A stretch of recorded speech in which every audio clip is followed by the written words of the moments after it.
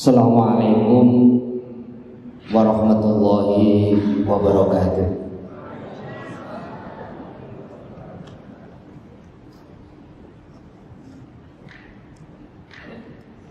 Alhamdulillahirabbil alamin. Bismillahi wa minallahi wa fi sabilillahi wa ilallahi turja'ul umur. Asyhadu an la ilaha illallah wa asyhadu anna Muhammadan abduhu wa rasuluhu la nabiyya wa la rasula ba'dah. Allahumma salli wa sallim wa barik ala sayyidina wa maulana Muhammadin wa ala alihi wa ashabihi ajma'in. Rabbi shrah li sadri wa yassir li amri wahlul 'uqdatam min lisani yafqahu qawli. Rabbana hab lana istidadan kamilan liqabuli faidikal aqdas amma ba'd. Yang kita hormati dan kita muliakan bersama Ketua Yayasan Muslim Asia Afrika Ibu Nurbilus Nisafiyah, Sarjana Sosial, Master Psikologi, dan seluruh jajaran pengurus yang hadir, yang kita hormati, yang kita muliakan, Ketua Sekolah Tinggi Agama Islam Muslim Asia Afrika Bapak Dr. Ardes Haji Suharwanto MMMPD. Di depan kita ada 5 orang yang luar biasa, Dewan Senat Sekolah Tinggi Agama Islam Muslim Afrika. Yang saya hormati seluruh sivitas akademika Sekolah Tinggi Agama Islam Muslim Asia Afrika. Di tengah-tengah kita hadir para undangan yang kita hormati, termasuk mungkin dari Kompetensi Wilayah 1 atau yang mewakili, dan yang luar biasa yang mari kita berikan aplaus untuk para orang tua dari 35 wisudawan-wisudawati yang terus berikhtiar menghantarkan putra-putrinya untuk mencapai sebentar lagi detik sarjana, untuk menggapai pendidikan strata 1. Mari kita berikan aplaus, tepuk tangan untuk para orang tua yang hadir. Dan yang luar biasa, wajah-wajah yang tidak asing, 35 wisudawan-wisudawati yang disebut namanya tadi, semuanya insya Allah pernah bertemu baik secara langsung maupun secara virtual. Karena 2 tahun terakhir kita mengadakan perkuliahan lewat media virtual, Zoom atau selainnya. Seluruh undangan yang hadir, alhamdulillah, pagi hari ini Allah anugerahkan kita nikmat yang luar biasa, di tempat yang luar biasa. Allah izinkan kita, Allah berikan kekuatan kepada kita untuk menghadiri sekaligus melaksanakan wisuda tidak terasa ke-15 Sekolah Tinggi Muslim Asia Afrika.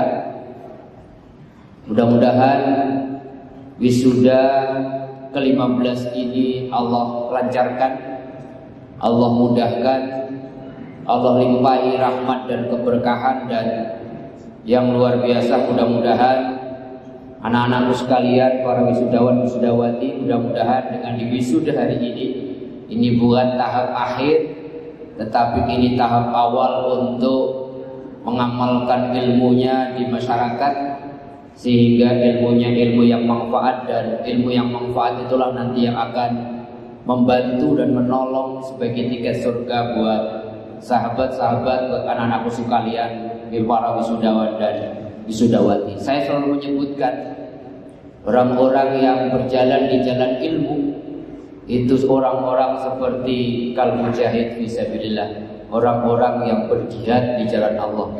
Mudah-mudahan jihad teman-teman semua, para usahawan, para wisudawati, betul-betul ditulis oleh Allah sebagai jihad, yang jihad itu nanti akan menghantarkan surga buat teman-teman semua. Amin, amin ya rabbal alamin.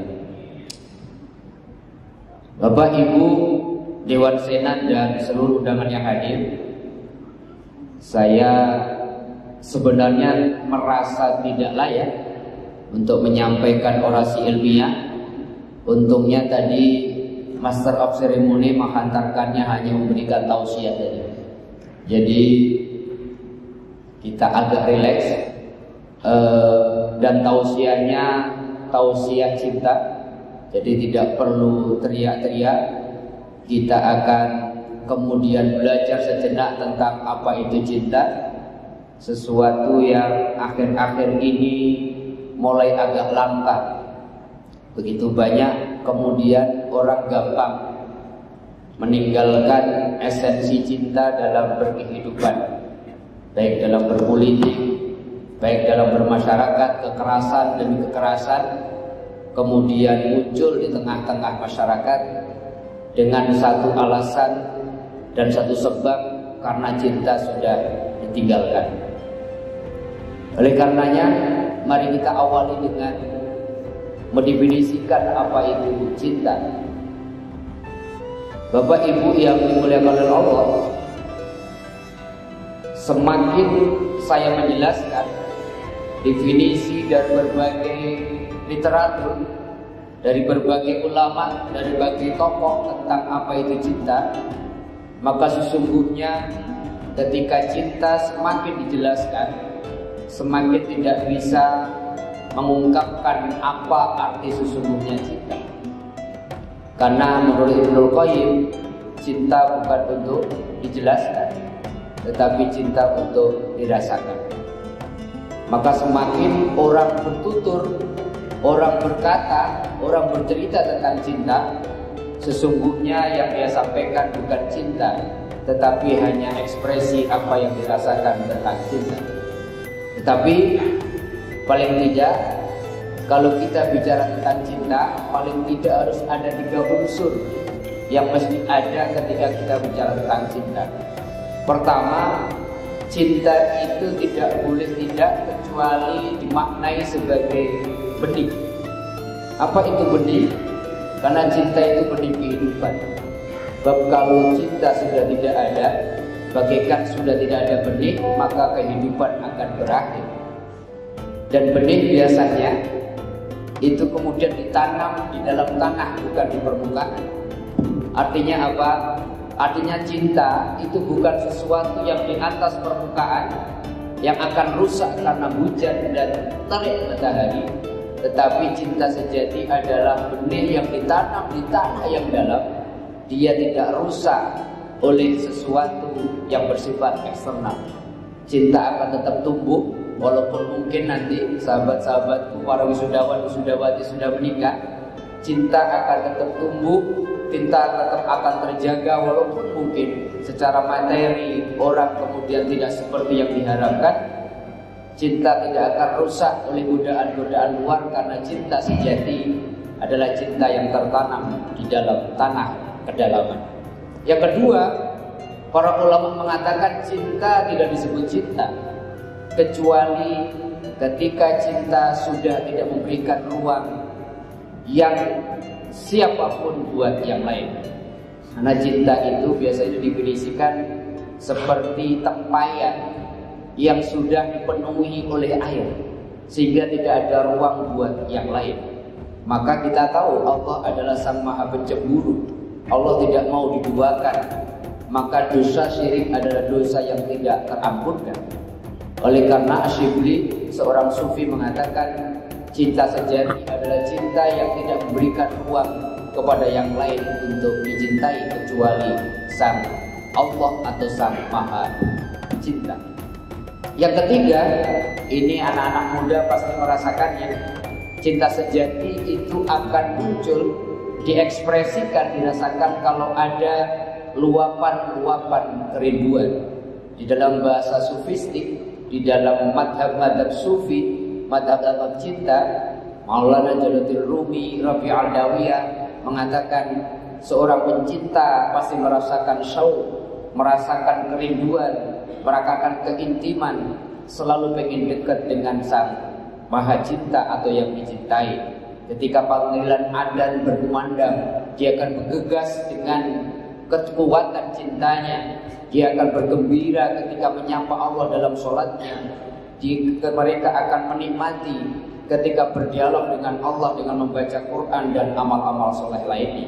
Paling tidak ada 3 ekspresi cinta kalau kita mau sebutkan sebagai ekspresi untuk menjelaskan apa itu cinta. Saudara-saudaraku, para wisudawan-wisudawati, para orang tua, para dewan senat dan yang hadir pada kesempatan pagi yang mulia ini, cinta yang sejati, kata Rumi, adalah sumber kehidupan. Dunia beserta isinya diciptakan dengan motivasi cinta. Kita kenal satu hadis qudsi yang cukup populer di kalangan sufistik, kuntu kanzan mahfiyah fa abaqtu an u'rafa fa khalaqtul haqqa liya'rifuni. Saya ini, kata Allah, mutiara yang terpendam. Saya pengen sekali untuk dikenali, maka saya ciptakan makhluk agar mereka mencintai dan mengenaliku. Maka kata Rumi, ketika cinta sudah tidak ada, kehidupan akan berakhir. Cinta akan mempersatukan, cinta akan menumbuhkan. Tetapi kemudian ketika sudah tidak ada, maka permusuhan akan muncul, bahkan dunia pun akan berakhir. Oleh karenanya Rumi mengatakan cinta adalah kekuatan maha dahsyat, kekuatan yang sangat luar biasa efeknya bagi kehidupan. Maka ketika kehidupan sudah meninggalkan cinta, maka ketika rumah tangga sudah tidak ada cinta, maka ketika satu komunitas kampus sekolah tinggi agama Islam Muslim Asia Afrika sudah tidak didasari oleh cinta, maka akan kemudian menunggu kehancurannya. Tetapi selama masih ada cinta di antara pengurus dan kemudian ketua dewan senat atau para dosennya, selama masih dimotivasi cinta antara dosen dan mahasiswanya, selama masih ada cinta sindikat akademika melayani dosen dan para mahasiswanya, maka saya yakin betul, maka kemudian sekolah tinggi agama Islam Muslim Afrika akan terus tumbuh, akan terus berkembang. Tetapi sebaliknya, ketika cinta sudah tidak ada, semua hal kalau sudah tidak didasari dengan cinta, maka akan menunggu akhir kehidupannya. Oleh karenanya cinta menjadi penting. Oleh karenanya cinta menjadi sesuatu yang maha dahsyat. Oleh karenanya cinta menjadi kekuatan yang luar biasa untuk menggerakkan seluruh kehidupan. Maka kata Rumi, ketika seseorang sudah kehilangan cinta, dia bagaikan jasad tanpa ruh.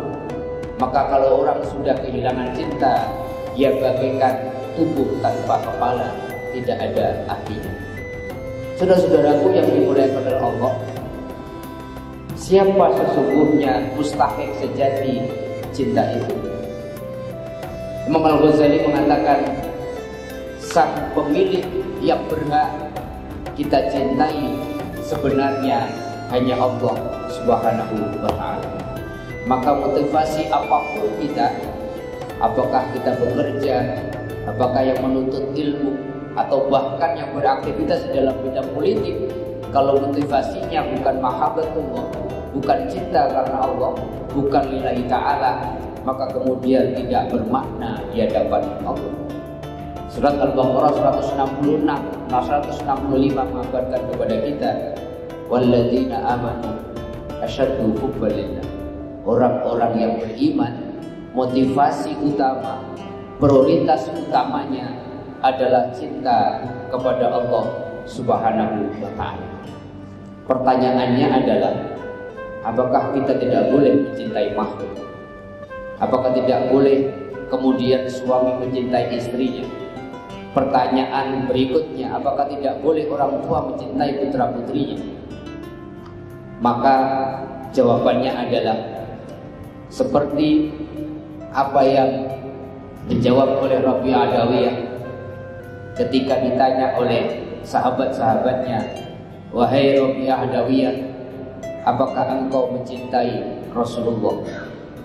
Jawaban Rabi'ah mengagetkan banyak orang, karena Rabi'ah mengatakan, hatiku sudah penuh dengan cinta kepada Allah, tidak ada ruang sedikit pun untuk mencintai yang lain.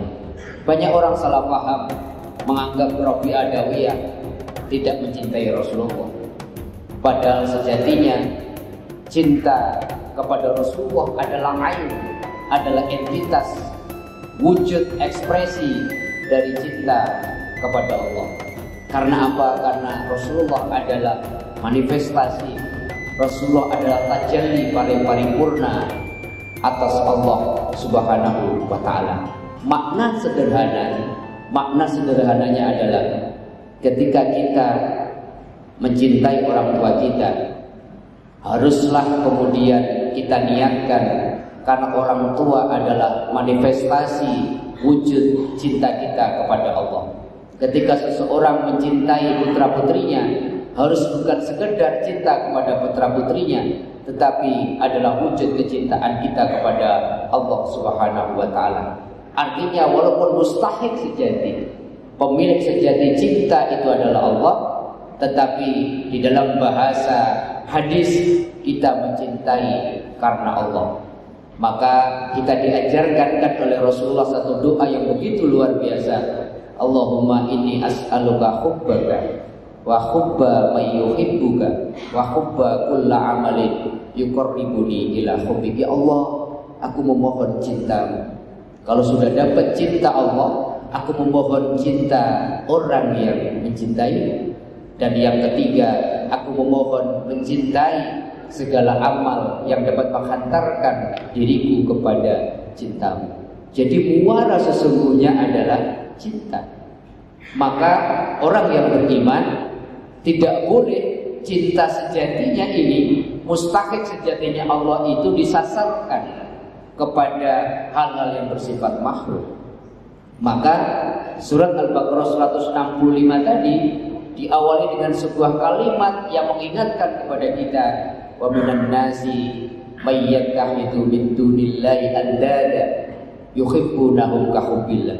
Ada orang-orang yang menjadikan selain Allah sebagai Tuhan, dan mereka mencintai selain Allah itu seperti mencintai Allah.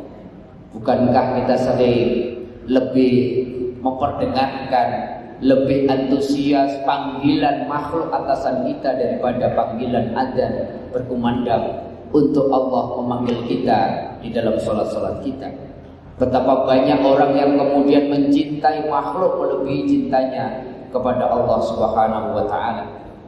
Cinta sejati adalah cinta kepada Allah. Kita tidak boleh hubbud dunia, mencintai dunia melebihi cinta kita kepada Allah.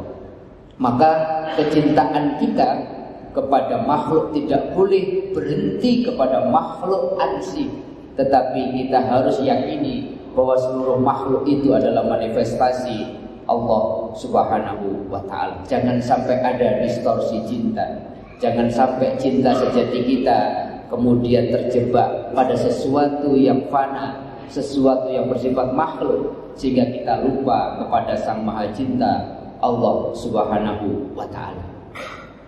Kalau kita sudah mencintai Allah, menjadikan Allah sang mustahik sejati cinta kita, maka biasanya teman-teman yang masih muda, kalau kita mencintai seseorang, biasanya kita pengen mencintai apa yang dicintai oleh orang yang kita cintai. Dan Allah mengabarkan dalam banyak ayat dan banyak hadis, Allah itu senang banget kepada orang-orang yang adil. Allah itu mencintai orang-orang yang tawakal. Allah itu mencintai orang-orang yang sabar. Allah mencintai orang-orang yang ikhlas. Allah mencintai orang-orang yang punya empati kepada orang-orang yang kurang beruntung di sekitarnya. Maka kalau kita mencintai Allah berarti apa? Mencintai apapun yang Allah cintai. Maka menjadi sebuah keniscayaan, kalau kita cinta kepada Allah tidak boleh sekedar ucapan aku mencintaimu ya Allah, tapi bagaimana kita memantaskan diri kita agar layak dicintai oleh Allah. Kita harus menjadi pribadi yang sabar. Kita harus menjadi pribadi yang ikhlas. Harus menjadi pribadi yang berikhtiar untuk berbuat adil. Menjadi pribadi yang kemudian sifat-sifat itu semuanya dicintai oleh Allah. Dalam bahasa sederhana, kalau kita mau mencintai Allah, maka takhallaqu bi akhlaqina. Mari kita berakhlak dengan akhlak Allah. 99 asma Allah masa kita serap, mari kita praktekkan dalam kehidupan kita sehari-hari. Kalau Allah Ar-Rahman, kalau Allah yang Maha Pengasih, Dia tidak peduli, Dia akan kasih seluruh makhluknya. Mari kita belajar berikhtiar menjadi hamba Allah yang mengasihi tanpa kemudian kita bertanya, apakah Anda seagama dengan saya? Apakah Anda satu daerah dengan saya? Apakah Anda satu kampus dengan saya? Karena Allah Ar-Rahman, cintanya berlebih, cintanya menjangkau seluruh makhluknya. Kalau Allah kemudian At-Tawwab atau Al-Ghafur, Allah yang Maha Pengampun, maka kemudian kita harus menjadi pribadi yang pemaaf, yang tidak boleh ada kata tidak ada maaf lagi bagimu. Karena Allah punya At-Tawwab, punya sifat yang Maha mengampuni, mau menerima dosa hambanya walaupun mungkin berkali-kali melakukan dosa yang sama dan kemudian ingin kembali lagi. Kalau Allah Ar-Razzaq, kalau Allah yang Maha memberikan rezeki, ayo menjadi pribadi yang kemudian menjadi wasilah perantara tersalurnya rezeki Allah kepada seluruh makhluk. Semakin kita mengekspresikan, mengamalkan, berakhlak dengan 99 asma Allah itu, maka semakin kita akan dicintai Allah. Sahabat-sahabatku, para wisudawan, wisudawati, ketua dan sena dan seluruh yang hadir, intinya cinta sejati hanya milik Allah. Cinta sejati adanya di dalam hati kita. Oleh karenanya kecintaan kita kepada makhluk tidak belum berhenti pada makhluknya, tapi harus kita niatkan mengekspresikan mencintai makhluk itu karena kita mencintai Allah. Bukankah Rasulullah mengatakan irhamu man fil ardi yarhamukum man fis sama? Cintailah orang-orang yang ada di bumi, maka Allah yang di langit akan mencintai kalian.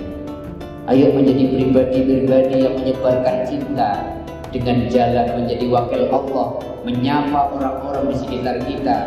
Pastikan orang-orang yang ketemu dengan kita mendapatkan cinta, mendapatkan manfaat, mendapatkan kebaikan, mendapatkan pertolongan dari kita sebagai ekspresi cinta kita kepada Allah.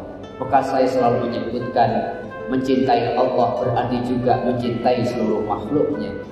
Tidak mungkin orang yang berbicara mengatakan saya cinta kepada Allah tidak peduli kepada tetangganya yang kelaparan. Tidak mungkin bohong cintanya kalau dia mengatakan cinta kepada Allah, tidak peduli kepada orang-orang yang mendapatkan kezaliman. Kita tidak bantu untuk mendapatkan keadilan. Saya teringat sebuah hadis, mudah-mudahan nanti kita bukan termasuk orang yang ditanya oleh Allah di akhirat kelak. Allah dalam sebuah hadis qudsi mengatakan, wahai hamba-hambaku, dulu aku lapar di dunia, kenapa tidak ada yang menyapaku untuk memberikan makan? Dan kita kaget, begitu kagetnya, ya Allah, bagaimana mungkin engkau lapar, padahal engkau lah yang memberikan makan kepada seluruh makhluk. Dan Allah kemudian mengatakan, seandainya dulu saya di dunia ada hambaku yang lapar, engkau menyapa mereka dan engkau berbagi sebagian makanan, dan untuk menghilangkan rasa lapar mereka engkau ketemu aku di sana. Allah kemudian mengatakan lagi, dulu saya kehausan, kenapa tidak ada orang yang memberikan minum kepadaku?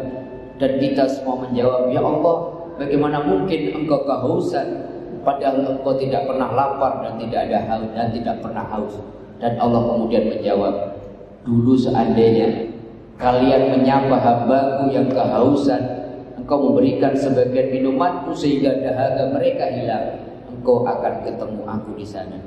Allah kemudian melanjutkan, dulu aku sakit, kenapa tidak ada yang menjengukku, membantuku untuk mendapatkan kesembuhan? Dan kita kemudian juga terperanjat dan mengatakan, ya Allah, mana mungkin engkau sakit, padahal engkau asy-syafi, engkau yang maha menyembuhkan seluruh makhluk. Dan Allah mengatakan, dulu seandainya di dunia ada si fulan yang sakit, engkau jenguk mereka, engkau gembirakan mereka, engkau berikan kekuatan kepada mereka, engkau berikan sebagian bantuan agar mereka mendapatkan kesembuhan, engkau akan ketemu aku di sana. Maka seorang sufi mengatakan, jalan tercepat kalau kita mau dapat cinta kepada Allah, jalan tercepat agar kita dekat sama Allah, bahkan mendapatkan cintanya, seorang sufi mengatakan, jalan menuju Allah adalah sebanyak nafas manusia, dan jalan tercepat untuk cinta, mendapatkan cinta Allah adalah berkhidmat kepada makhluk Allah, dan kemudian memberikan kebahagiaan dan rasa gembira di hati manusia. Jalan tercepat mendapatkan cinta Allah adalah melayani, berkhidmat, memperingankan beban orang-orang di sekitar kita. Maka tidak heran hadis Nabi tadi harus kita laksanakan dalam konteks irhamu man fil ardi yarhamukum man fis sama. Ayo kita cintai orang-orang di sekitar kita, siapapun mereka. Maka kalau kita cintai mereka, termasuk bukan hanya sesama, tetapi sesama makhluk Allah yang lain, kalau kita lakukan itu, insya Allah Allah yang di langit akan memberikan rahmat dan cintanya kepada kita. Maka saya selalu punya kesimpulan, agama Islam, agama kita cuman dalam satu kata kalau kita pengen mengamalkannya, yaitu apa? Silaturahim. Cinta itu, Islam itu silaturahim. Inti dari agama kita adalah silaturahim. Silaturahim adalah menebar kasih sayang, menebar cinta, menebar kebaikan, menebar kemanfaatan, menebar kemudahan demi kemudahan kepada siapapun yang kita temui. Maka Muslim sejati adalah Muslim yang memastikan siapapun yang ketemu dengan kita, berpisah dengan kita, harus dapat manfaat dari kehadiran kita. Maka kalau kita mau coba teliti, coba renungkan sedikit dalam sholat-sholat kita, sahabat-sahabatku semua yang hadir pada kesempatan mulia kali ini, sholat diawali dengan takbir sebagai simbol habu minallah, Allahu Akbar. Tidak ada yang besar kecuali Engkau ya Allah. Gak mungkin orang yang sholatnya benar kemudian sombong setelah meninggalkan atau menyelesaikan sholatnya. Dan tahukah kita, pernahkah kita renungkan sholat kita diakhiri dengan salam sebagai simbol habu minannas? Maka di dalam bahasa fikih, sholat kita selesai ketika kita salam. Tapi dalam bahasa tasawuf, maka sholat kita baru separuh perjalanan ketika kita mengakhiri sholat kita dengan salam. Allah akan melihat apakah salam kita salam sekedar lisan, ataukah salam itu sebagai komitmen. Assalamualaikum warahmatullahi, assalamualaikum warahmatullahi, komitmen siapapun yang ketemu aku setelah saya sholat ini harus mendapatkan salam dari saya, harus mendapatkan kebaikan dari saya, tidak boleh mendapatkan ancaman dari lisan, dari tulisan, dari kata-kata dan perbuatan saya. Kalau komitmen sholat ini kita lakukan, Allahu Akbar sebagai komitmen haqqu minallah kita bereskan, dan kemudian sholat kita akhiri dengan assalamualaikum sebagai komitmen haqqu minannas kita tunaikan, maka wajar Allah mengatakan innas sholata tanha 'anil fahsya'i wal munkar. Orang yang sholatnya benar tidak mungkin setelah sholat dia kemudian melakukan sesuatu yang merusak hablum minallahnya maupun hablum minannasnya. Bapak Ibu, para hadirin yang dimuliakan oleh Allah, maka agama kita, bahkan Rasulullah diutus ke muka bumi, SK-nya untuk menyebarkan cinta. Wa ma arsalnaka illa rahmatan lil alamin. Wahai Muhammad, aku tidak utus engkau, saya angkat engkau kata Allah sebagai Rasul kecuali untuk menyebarkan rahmat atau cinta kepada seluruh semesta. Oleh karenanya, kalau kita pengen diaku sebagai umat Rasulullah sejati, mari kita lanjutkan salah satu misi besar Rasulullah diutus ke muka bumi, yaitu menyebarkan cinta. Cinta kepada sesama muslim, cinta kepada sesama anak bangsa, cinta kepada sesama manusia, dan yang luar biasa cinta kepada rahmatan lil alamin, kepada seluruh makhluk Allah. Itulah hakikat cinta. Hakikat cinta yang sejati meliputi tidak saja seagama, tapi sebangsa, sesama manusia, dan yang luar biasa kalau kita bisa mencintai seluruh makhluk dengan ekspresi cinta kita kepada Allah Subhanahu wa Ta'ala. Terakhir, saya ingin berpesan khususnya buat diri saya dan umumnya kepada hadirin yang kemudian hadir pada kesempatan kali ini. Negara kita Muslim terbesar di seluruh dunia penduduknya, tetapi akhir-akhir ini kekerasan atas nama agama sering muncul. Orang berani menghancurkan rumah ibadah agama lain atas dasar agama, atas nama Allah. Sebentar lagi kita masuk tahun politik. Biasanya orang menggunakan ayat-ayat suci, hadis-hadis Nabi demi kepentingan kelompok politiknya atau capres yang ingin didukungnya. Maka kemudian kalau agama dibawa-bawa sebagai identitas untuk menggapai sesuatu yang bersifat dunia, wallahi, demi Allah, maka akan sangat berdampak dahsyat sekali kehancurannya. Rasulullah mengingatkan dalam sebuah sabdanya, hubbud dunya wasyarab mudhibid dinir rijal. Kalau orang sudah cinta dunia dan jabatan, dia akan menghalalkan segala cara, dia akan mengikis nilai-nilai agamanya, dia bahkan akan menggunakan ayat-ayat suci, dia akan jual ayat-ayat agama, ayat-ayat firman dengan samanan qalila, dengan kemudian harga yang sangat tidak pantas atau yang sangat murah. Oleh karenanya, saya mengajak kepada seluruh yang hadir, ayo kita beragama dengan cinta.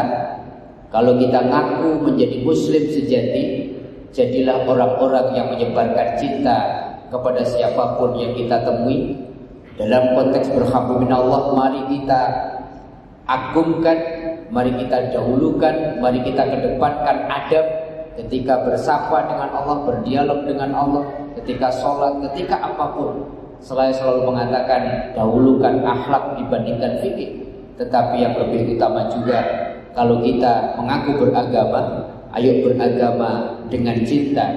Seperti Rasulullah ketika Fathu Mekah, ketika Rasulullah punya kesempatan untuk membalas intimidasi selama 13 tahun ketika di Mekah.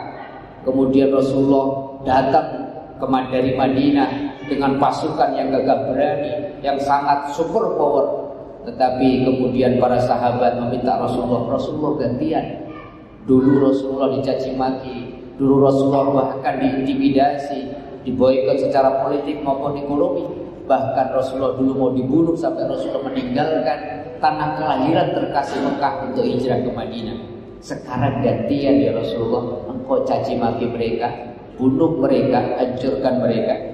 Tapi Rasulullah memilih jalannya Nabi Yusuf, yang kemudian memaafkan saudara-saudaranya yang telah membuangnya ke dalam sumur ketika Nabi Yusuf sudah menjadi Perdana Menteri.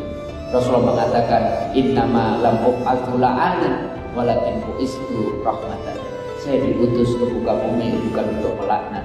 Saya diutus ke muka bumi bukan untuk memusuhi, tapi saya diutus ke muka bumi untuk memberikan rahmat, dan kemudian untuk menyebarkan cinta. Bukankah dakwah Rasulullah begitu gemilang, berhasil hanya dalam kurun waktu 23 tahun merubah yang jahiliyah menjadi madaniyah, yang dari gelap menuju terang.